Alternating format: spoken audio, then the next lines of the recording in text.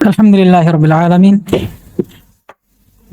Wassalatu wassalamu ala al-mab'uthi rahmatan lil alamin.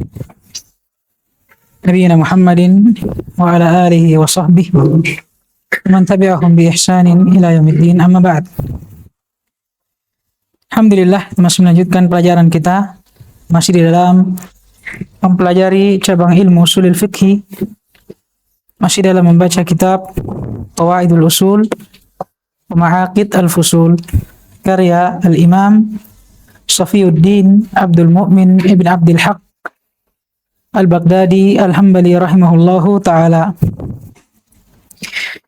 Dan alhamdulillah kemarin kita sudah menyelesaikan bab tentang apa? Al-amr wan nahi. Yang dimana bab ini merupakan penutup dari pembahasan tentang apa yang berkaitan dengan dalalatul alfaz as-sarihah, penunjukan sebuah lafaz terhadap suatu makna yang datang dalam bentuk yang sarihah atau yang sarihah, yang tegas, jelas dari lafadznya. Kenapa? Karena di dalam penunjukan sebuah lafaz terhadap suatu makna itu bisa diambil dengan dua cara atau dua metode. Kadang bisa diambil langsung dari lafadznya, dari zahir lafadznya, tapi kadang juga dia harus diambil dari makna yang terkandung dari dalam lafadz tersebut. Bukan dari lafadznya secara langsung, tapi makna yang terkandung di baliknya. Imma makna tersebut dari apa yang diisyaratkan oleh lafadz, atau mungkin dari apa yang diharuskan oleh lafadz tapi tidak terlafadzkan ini, atau apa yang dipahami dari lafadz tersebut atau dari konteksnya. Nah, itulah yang dinamakan dengan al-mafhum, makna yang ditunjukkan oleh sebuah lafadz tapi dari apa yang dipahami darinya, bukan dari zahir lafadznya. Itulah kenapa di akhir dari bab nahi kemarin beliau katakan fahada ma taqtadhihi saraihul alfaz. Dan ini semua maksudnya pembahasan yang telah berlalu sampai kepada pembahasan amr dan nahi, itu semua adalah apa yang diharuskan dari saraihul alfaz, dari saraih al-alfaz, dari yang nampak dari sebuah lafaz. Artinya apa yang akan datang setelahnya ini bukan lagi pembahasan tentang dalalatul alfaz as-sarihah, penunjukan sebuah lafaz terhadap makna dalam bentuk yang sarihah, bukan lagi. Tapi kita akan masuk dan beranjak ke dalam pembahasan dalalatul alfaz al-mafhumah, penunjukan sebuah lafaz terhadap suatu makna tapi diambil dari apa yang dipahami dari lafaz tersebut, bukan dari lafadznya. Nah, inilah yang biasa kita dengar populer dengan penyebutan al-mafhum. Bab tentang al-mafhum. Nah, tafadhal. Alhamdulillahi rabbil alamin, wassalatu wassalamu ala asyrafil anbiya'i wal mursalin, nabiyina Muhammad wa ala alihi washabihi wa man tabi'ahum bi ihsanin ila yaumiddin. Babul mafhum. Wa ammal mustafadu min fahwal alfadhi wa isyaratiha wa huwa al-mafhum fa arba'atu adrub. Dan adapun yang diambil dari kandungan lafaz dan isyaratnya, dia adalah al-mafhum, maka dia terbagi menjadi 4 jenis. Nah, ini yang kita katakan tadi. Setelah sebelumnya beliau menjelaskan tentang makna, kandungan, serta penunjukan sebuah dalil terhadap suatu makna dari sisi lafadznya, beliau kemudian beranjak ke dalam pembahasan tentang makna, kandungan, dan penunjukan sebuah dalil terhadap sebuah makna, tapi dari sisi apa? Mafhum, apa yang dipahami dari lafadz tersebut. Dan bentuknya itu akan datang ada 4 bentuk. Dan dari keempat bentuk tersebut itu tidak keluar dari apa yang disebutkan oleh beliau. Setiap dari keempatnya itu tiada lain diambil dan dipetik dari fahwal alfat wa isyaratuhu. Dari kandungan sebuah lafaz, bukan dari lafaz itu sendiri, tapi dari kandungannya. Demikian pula dari apa yang diisyaratkan oleh lafaz tersebut. Dan ini termasuk pembahasan yang penting juga. Dan ini termasuk bab yang baru kita dapatkan di kitab yang ketiga ini. Nah, dan dari sini juga kita pahami bahwa belajar itu harus sempurna. Jangan setengah-setengah. Walaupun kadang orang bilang, oh 1-2 kitab cukup. Cukup itu belum sempurna. Tapi harus kita belajar sampai tinggi. Karena ada yang kita tidak dapatkan di kitab dasar, itu hanya ada di kitab yang tinggi. Ini diantaranya.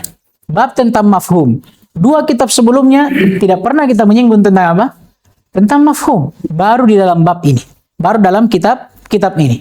Dan di sini pula lah akan dijelaskan secara terperinci tentang apa itu mafhum, bagaimana bentuk-bentuknya, syarat-syarat beramal dengannya, semua akan dibahas di dalamnya. Dan kenapa ini menjadi pembahasan yang penting? Karena sudah berlalu bahwa usul fikih secara umum itu bagaimana kita mempelajari tentang dalil-dalil syar'i dan bagaimana mengeluarkan faedah dan memetik sebuah hukum dari dalil tersebut. Yang dimana seseorang tidak bisa mengeluarkan sebuah hukum, memetik sebuah faedah dari sebuah dalil, kecuali dia harus mempelajari tentang dalalatul alfaz. Makna dan penunjukan lafaz dari sebuah dalil itu apa? Di kitab sebelumnya kita hanya mengetahui dalalatul alfaz yang shariha, yang diambil dari zahir lafaz dalil tersebut. Nah, tapi tidak cukup sampai di situ. Ternyata di sana ada juga bentuk dari dalalatul alfaz, penunjukan sebuah lafaz tapi dalam bentuk mafhum, apa yang dipahami, atau bahasanya apa yang tersirat, tidak tersurat. Tidak nampak pada lafaz, tapi dia dipahami dari makna yang terkandung di dalamnya dan diisyaratkan oleh lafaz tersebut. Makanya ini juga dijadikan sebagai pembahasan yang penting dalam ilmu usulul fiqh. Taib, kata beliau, wa huwal mafhum. Itulah yang dinamakan dengan mafhum. Dan disebutkan oleh para ulama, definisi dari mafhum, ma yufhamu min ghairi mantuqil lafzi. Apa yang dipahami bukan dari apa yang terlafadzkan dari sebuah dalil. Itu dia. Dia adalah apa yang dipahami bukan dari apa yang terlafadzkan dari sebuah dalil. Contohnya, walaupun contoh yang dibawakan ini adalah salah satu bentuk saja dari mafhum, tapi ini contoh yang paling populernya. Firman Allah Subhanahu wa taala tentang wajibnya seorang anak berbakti kepada kedua orang tua. Dan tidak bolehnya mereka mendurhakai keduanya. Apa kata Allah dalam potongan ayat? Fala taqul lahuma uffin. Jangan sekali-kali kalian mengatakan kepada mereka, kepada kedua orang tua kalian, uffin. Uffin ini kata ah. Dan kata ah yang diinginkan bukan hanya kata ah saja, tapi mewakili setiap kalimatut tabajjur. Setiap ungkapan dan ucapan berupa keluhan. Wah, kenapakah? Ada deh. Tidak perlu ah, tidak perlu uff. Karena ini bukan ala sabilil hasr, tapi ala sabil at-tamthil. Syahidnya Allah Subhanahu wa taala melarang seorang anak siapapun mereka untuk berkata ah kepada orang tuanya. Maka secara mantuk dilihat dari apa yang terlafadzkan dari dalil ini, kita bisa menyimpulkan larangan berkata ah, dan mengungkapkan ungkapan-ungkapan tadajjur kepada orang tua. Tapi ternyata dari ayat ini bukan hanya poin itu yang bisa dipahami. Ada poin lain yang bisa dipahami dari ayat tersebut. Walaupun bukan dari mantukul lafaz, bukan dari lafaz yang tersurat. Dari mana kalau begitu? Dari makna yang tersirat. Apa itu? Kata para ulama, dipahami dari ayat ini larangan untuk memukul orang tua, menendang orang tua. Paham ini? mencaci, memaki mereka, menzalimi mereka, melukai mereka, zahir dan batinnya, dan semisal dengannya. Nah ini, dari mana kita ambil? Padahal Allah hanya mengatakan, fala taqul lahuma uffin. Allah tidak mengatakan, fala tadribhuma. Wala tal'anhuma. Allah tidak mengatakan itu. Tapi dari mana para ulama bisa menyimpulkan hukum itu? Mafhum. Ma yufhamu min ghairi mantuqil lafzi. Dari apa yang bisa dipahami selain daripada apa yang terlafadzkan dari dalil. Itu namanya mafhum. Kemudian setelah beliau menjelaskan tentang apa itu mafhum, beliau kemudian langsung beranjak kepada pembagian dari bentuk-bentuk mafhum. Karena mafhum ini bukan hanya satu, sebagaimana yang mungkin kita pahami, tapi dia punya banyak bentuk. Dan contoh yang kita sebutkan tadi, itu hanya salah satu dari 4 bentuk yang akan beliau sebutkan. Kata beliau di sini, fa'arba'atu adrub. Dan mafhum itu sendiri ada 4 bentuknya. Adrub, ay anwa, sama. Fadal. Al-awwal al-iqtida wa huwa al-idrar ad-daruri. Idrar Wa idmar ad-daruri li sidqil mutakallim mithlu sahihan fi qawlihi la amala illa biniyatin. Lanjut. Au liwujudahu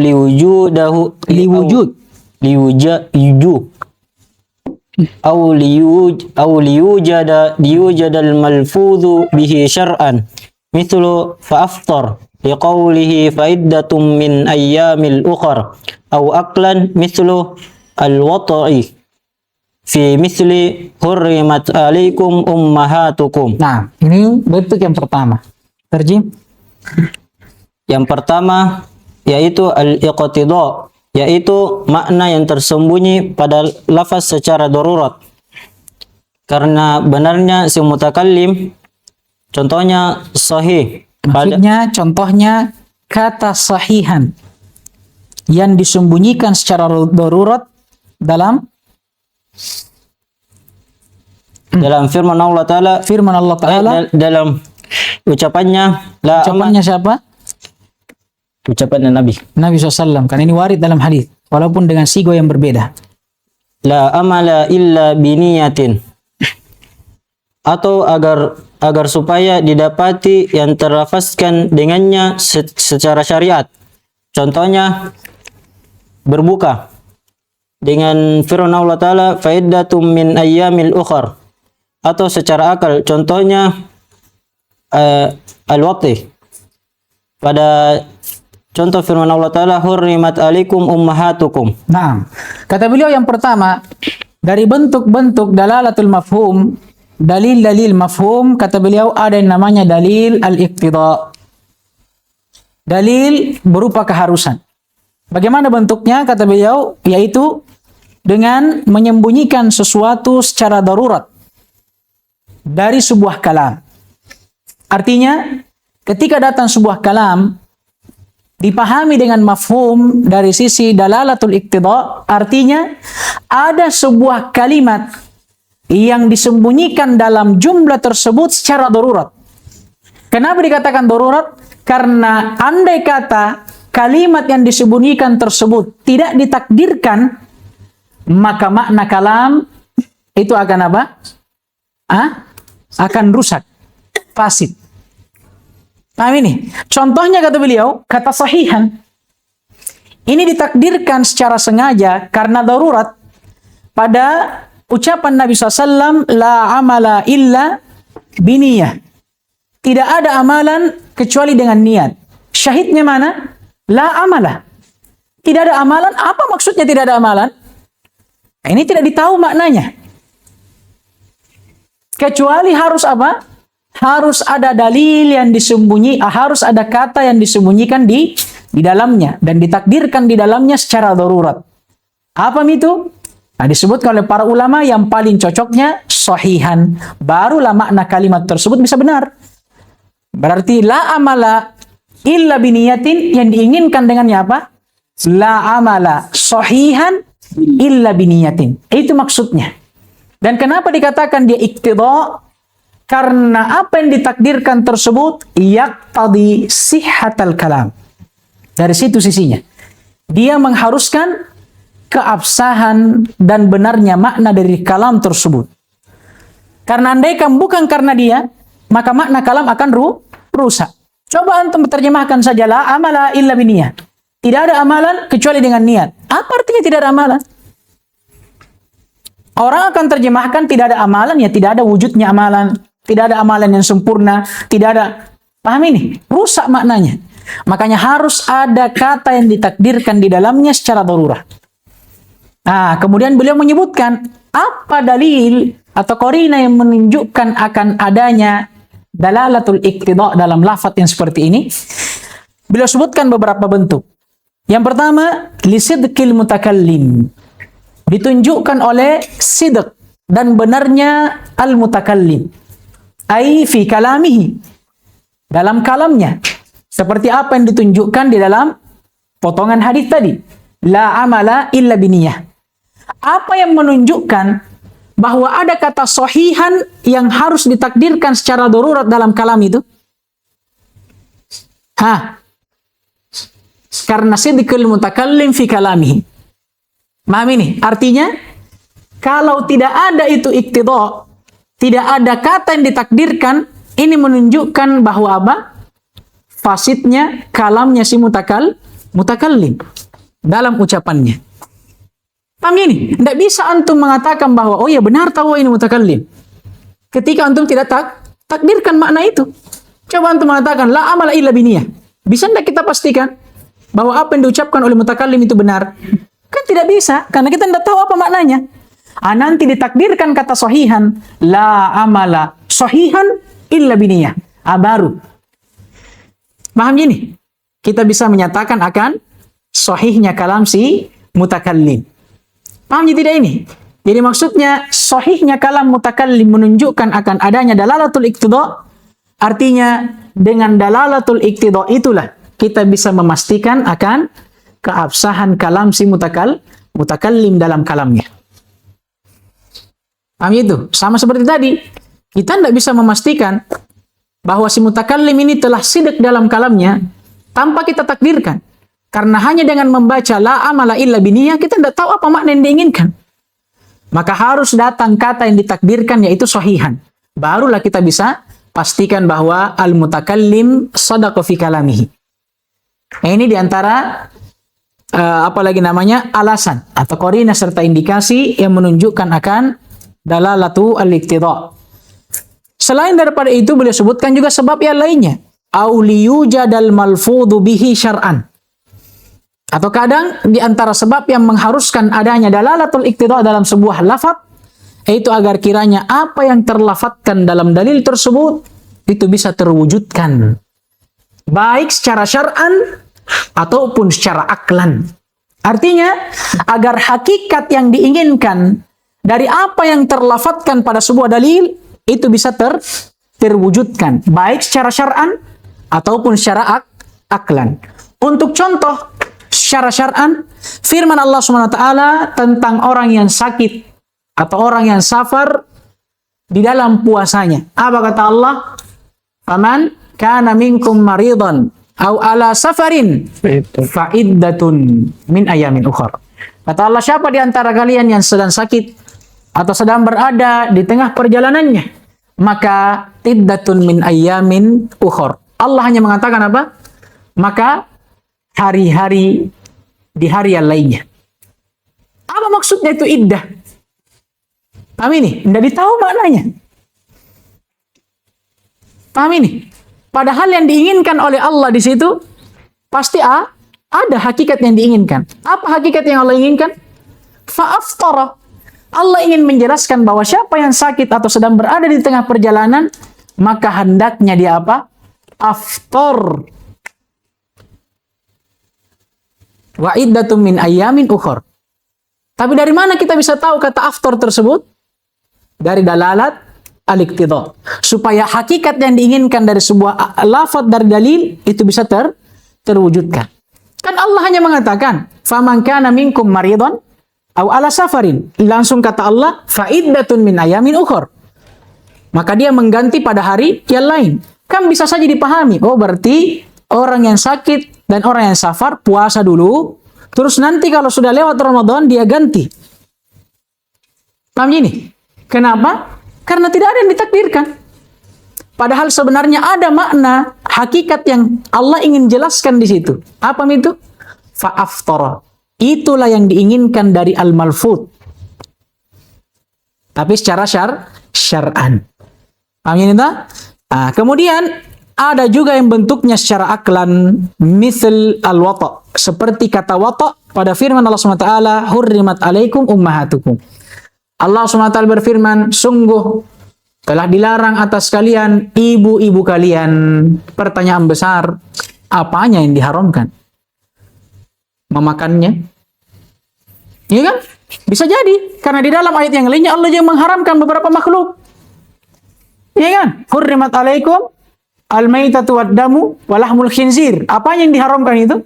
Memakannya. Sekarang tiba-tiba Allah bilang, wa hurrimat alaikum ummahatukum. Berarti dilarang juga memakannya. Kan tidak. Terus apanya dilarang? Menyentuhnya? Wah, sama ki. Gimana Anda bisa menyentuh orang tua? Paham ini? Ada berarti yang ditakdirkan di dalamnya. Itulah al-malfud. Hakikat dari sebuah lafaz yang ingin disampaikan. Itulah yang tidak terjadi dalam ayat. Kecuali harus ada makna yang ditakdirkan. Baru hakikat tersebut bisa terjadi. Apa itu? Ai wat'uhun. Ditakdirkan di dalamnya hurrimat alaikum wat'u ummahatikum. Sungguh telah diharamkan atas kalian untuk apa? Berhubungan dengan orang tua kalian. Ya, waliyadu billah. Paham gini? Nanti baru bisa dipahami. Dengan takdir itulah yang menjadikan al-malfud, hakikat dari apa yang terlafatkan akhirnya yujad, terjadi dan terhasilkan. Andai kata pada ayat yang pertama kita cukupkan tanpa takdir, tanpa penakdiran kata yuftir, apa jadinya makna ayat? Dan bagi orang-orang yang sakit, demikian pula yang sedang dalam perjalanannya, hendaknya dia ganti puasanya di hari yang lainnya. Berarti puasa dulu, tetap wajib puasa. Nanti kalau sudah berpuasa, diganti lagi puasa yang dia berpuasa di dalamnya saat safar dan sakit. Dan itu batil. Makanya harus ada makna yang ditakdirkan. Demikian pula ayat yang kedua. Andai kata tidak kita takdirkan, kita mencukupkan dengan zahir ayat, hurrimat alaikum ummahatukum, maka orang akan mengharamkan segala hal. Pokoknya ibu itu haram bagi anaknya. Haram apanya? Ya semua haram. Menyentuhnya haram, berbicara dengannya haram, apalagi memakannya, tidak boleh ya. Ini. Dan itu batil. Makanya harus ada jumlah atau kalimat yang ditakdirkan. Supaya apa? Liyujadal malfudu bihi. Agar kiranya al-malfud. Apa maksudnya al-malfud? Hakikat dari apa yang terlafatkan itu terhasilkan. Karena memang yang diinginkan oleh Allah dalam ayat puasa, ya, faman kana minkum maridhan aw ala safarin fa aftara fa iddatun min ayamin ukhra. Memang itu yang Allah inginkan. Hanya saja Allah tidak sebutkan. Makanya wajib ditakdirkan. Demikian pula pada ayat yang kedua. Memang yang Allah inginkan wa hurriman alaikum ummahatukum, itu apanya? Wat'u ummahatikum. Tapi tidak dilafadzkan, maka harus ditakdirkan. Supaya al-malfud itu tadi, hakikat dari apa yang terlafadzkan, yang diinginkan dari ayat itu bisa terhasilkan. Nah ini ya, susah-susah gampang. Ya, sebenarnya kalau kita sudah pahami maknanya, mudah. Hanya memang menjelaskan bahasa muallif itu kadang yang susah. Ya, karena tidak setiap muallif itu membawa penjelasan dengan uslub yang sama. Fadhal. Itu bentuk yang pertama, dalalatul iqtida. Intinya, di antara bentuk mafhum yang pertama ada namanya dalalat al-iqtida. Apa itu dalalat al-iqtida? Jumlah yang sengaja ditakdirkan dan dihilangkan dari sebuah lafaz karena darurat. Apa makna darurat sekali lagi? Karena andai kata bukan karena jumlah tersebut, makna kalimat itu akan fasid dan batil. La yastaqim. Itu maknanya daruri. Makanya wajib dia ditakdirkan secara darurat. Nah, fadhal. Al-thani al-ima'u wal-isyaratu wa fahwal kalami wa lahnuhu ka fahmil illiyati sariqati fi qawlihi ta'ala was-sariqu was-sariqatu faqata'u aydiyahuma. Dan yang kedua al-ima'u dan isyarat dan kandungan kalam dan lahannya seperti memahami illah dari pencurian. Pada firman Allah Ta'ala, was-sariqu was-sariqatu faqata'u aydiyahuma. Nah, bukan, iya. Nah, kemudian kata beliau rahimahullah, wasani, dan yang kedua dari bentuk dalalatul mafhum ada namanya dalalatul ima wal isyarah wa fahwal kalami wa lahnu. Dalil, ima, dan isyarat. Dan ima serta isyarat ini bimaknan wahid, sama saja. Makanya disebutkan di dalam hadis tentang orang yang sholat di atas kendaraannya, apa kata Nabi? Fa'auma'a biro'sihi. Dia mengima dengan kepalanya. Apa maksudnya melakukan ima? Ay asyara. Makanya ima dengan isyarah itu sama. Demikian pula fahwal kalam dan lahan itu sama maknanya. Fahwa tadi apa? Kandungan. Apa artinya ini? Kadang di antara bentuk dalalatul mafhum ada yang bentuknya dipahami dari apa yang diisyaratkan oleh sebuah lafaz dari sebuah dalil. Walaupun tidak disebutkan secara tegas. Bil misal yattadihul maqal. Dengan contoh insyaallah taala akan lebih jelas apa yang kita sebutkan. Seperti memahami illatus sariqah atau illiyatus sariqah. Pencurian sebagai illah terhadap firman Allah Subhanahu wa taala, was-sariqu was-sariqatu faqata'u aydahuma. Dan untuk pencuri laki-laki ataupun perempuan, maka potonglah tangan setiap dari keduanya. Di dalam ayat ini Allah sebutkan hukum potong tangan. Yang menjadi pertanyaan, apa illah dari potong tangan tersebut? Apa jawabannya? Karena mencuri. Tapi, apakah illah pencurian tersebut antum pahami secara lafaz atau hanya diisyaratkan saja? Jawabannya hanya diisyaratkan. Karena Allah tidak mengatakan secara sharih bahwa qat'ul yad bisababis sariqah. Enggak. Allah hanya mengatakan dan mengabarkan untuk setiap pencuri laki-laki atau perempuan, potong tangan mereka. Kan ini kan perintah. Paham ini? Dan tidak bisa kita mengambil hukum perintah, kita tidak bisa mengambil dari perintah tersebut sebuah illah secara langsung. Karena kan tidak disebutkan, tidak ada ba' sababiyah, tidak ada lamut ta'lil di dalamnya. Allah hanya menyebutkan setiap pencuri dan laki-laki dan perempuan potong tangannya. Sekarang para ulama menyimpulkan bahwa ayat ini menjelaskan tentang hukum potong tangan dikarenakan dan disebabkan oleh pencurian. Dari mana mereka menyimpulkan illah pencurian di situ? Itulah yang dinamakan dalalat al-isyarah. Diisyaratkan oleh ayat. Allah Subhanahu wa taala mengisyaratkan dengan menyebutkan as-sariqu was-sariqatu sebelum Allah menyebutkan perintah tentang potong tangan.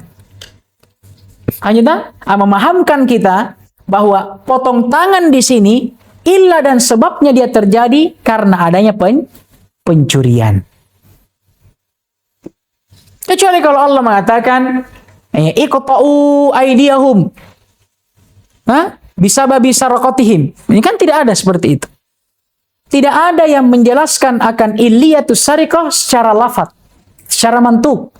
Tidak lain itu hanya ditunjukkan melalui isyarat ayat terhadapnya. Baik. Atau misalkan contoh lain disebutkan oleh Syekh Abdullah Fauzan di dalam kitabnya, syarahnya, Firman Allah SWT, "Uhilla lakum lailatas siyami ar-rafathu ila nisaikum." Sungguh telah dihalalkan dan dibolehkan untuk kalian di malam Ramadan untuk berhubungan dengan istri-istri kalian. Sekarang kalau kita lihat mantuk ayat, terdapat apa? Bolehnya seorang suami untuk berhubungan dengan istrinya di malam-malam Ramadan. Tapi syahidnya bukan di situ. Syahidnya, para ulama juga mengambil istimbat yang lain dari ayat ini. Apa istimbatnya? Kata mereka, dari ayat ini juga bisa dipahami akan syahnya puasa seseorang yang berpuasa dalam keadaan junub. Bayangkan. Saya ulangi, para ulama mengambil istimbat dari ayat ini akan syahnya puasa seseorang yang berpuasa dalam keadaan junub. Dari mana diambil kira-kira itu istimbatnya?